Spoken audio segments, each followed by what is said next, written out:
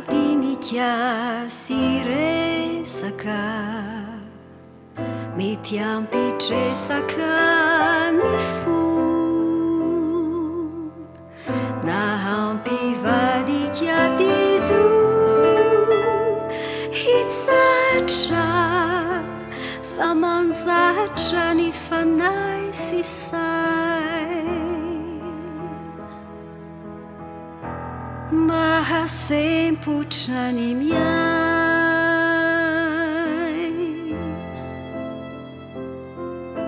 ny miaina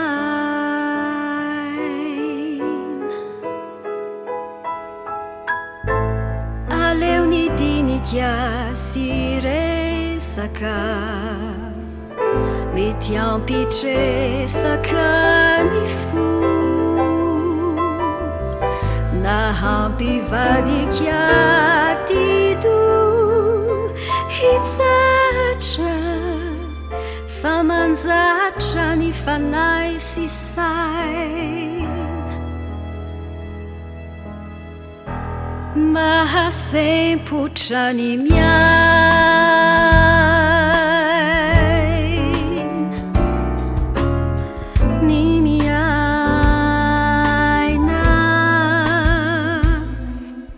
nefa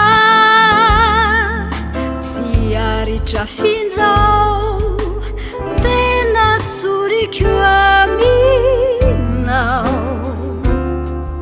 mamolivoly ao anaty tena mila hahafaty ny fititehiresaka aminao fa ibetsakao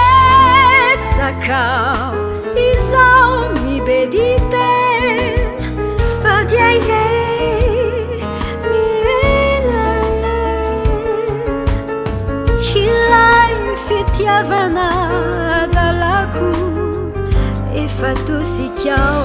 malalako fa imbetsaka izao mibediten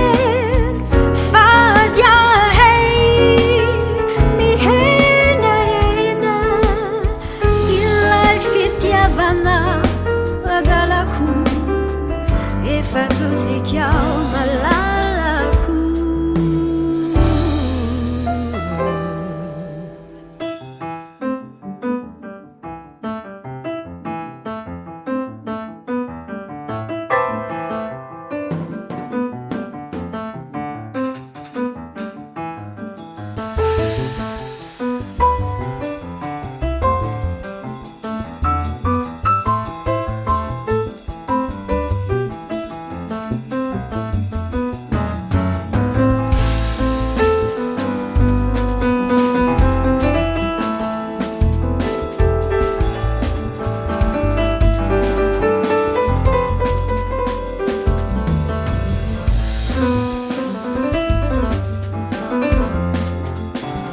kadeyeniani nade ankara alewangina kelindray alu bandaminanany fo sady efa fantatrao toko zay tiko uzaraina minao